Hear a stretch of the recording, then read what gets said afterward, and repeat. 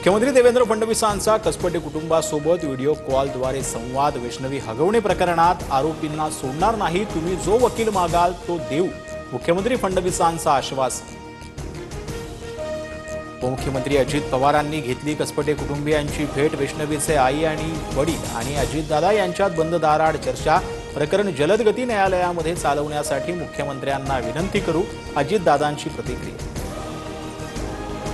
वैष्णवी हगवणे मृत्यू प्रकरणी सासरा राजेंद्र हगवणे आणि दीर सुशील हगवणेला 28 मे पर्यंत पोलीस कोठडी. दोघांनाही स्वारगेट परिसरातून केली होती अटक. हगवणेंना जास्त दिवस पोलीस कोठडी मिळायला हवी होती, अनेक गुन्हे उघड झाले असते. वैष्णवीचे वडील कसपटेंची प्रतिक्रिया. आलिशान गाड्यांसह फार्म हाऊसवर मुक्काम करत वैष्णवीचा दीर सासऱ्यांचा 7 दिवस राजेशाही थाट. अटकेआधीची मित्रासोबत हॉटेलमध्ये जेवताना राजेंद्र हगवणेंची सीसीटीव्ही दृश्य समोर, तर हगवणेंनी वापरलेली थार जप्त. वैष्णवी हगवणे मृत्यू प्रकरणामध्ये आतापर्यंत 12 जणांचं साक्ष नोंदवल्या. वैष्णवीला नवरा शशांकनं मारहाण केलेला पाईप जप्त. मारहाणीमुळे प्रकरणात आणखी एका कलमाची वाढ.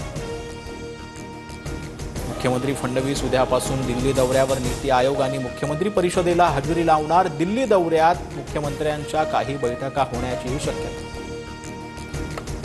मुंबई पालिका निवडणुकीसाठी भाजपचं मिशन 150. सप्टेंबर-ऑक्टोबरमध्ये निवडणुका लागतील, तयारीला लागा. सर्व स्थानिक स्वराज्य संस्था निवडून आणायच्यात, फडणवीसांच्या कार्यकर्त्यांना सूचना.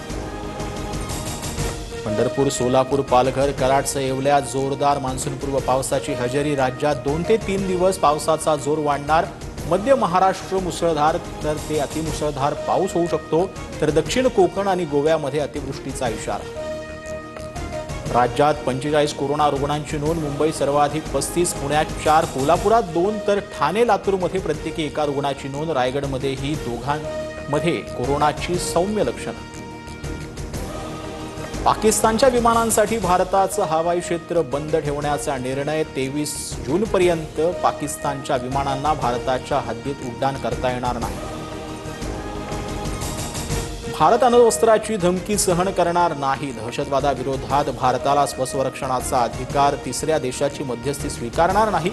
परराष्ट्र मंत्री एस जयशंकर यांनी ठणकावलं. भारताचे परराष्ट्र धोरण कोलमडलं. पाकचा निषेध करण्यात कोणताही देश आपल्यासोबत का आला नाही? राहुल गांधींचा परराष्ट्र मंत्री जयशंकर यांना सवाल. ट्रम्प यांचा विरोध झुगारून ॲपलची भारतात $1.5 अब्ज गुंतवणूक. फॉक्सकॉनद्वारे प्रकल्प विस्तार होणार. अमेरिकेच्या बाहेर आयफोन बनवल्यास 25% टॅक्सची ट्रम्प यांची धमकी. अमेरिका 1 जूनपासून युरोपियन युनियनला 50% टॅरिफ लावणार. राष्ट्राध्यक्ष डोनाल्ड ट्रम्प यांची घोषणा.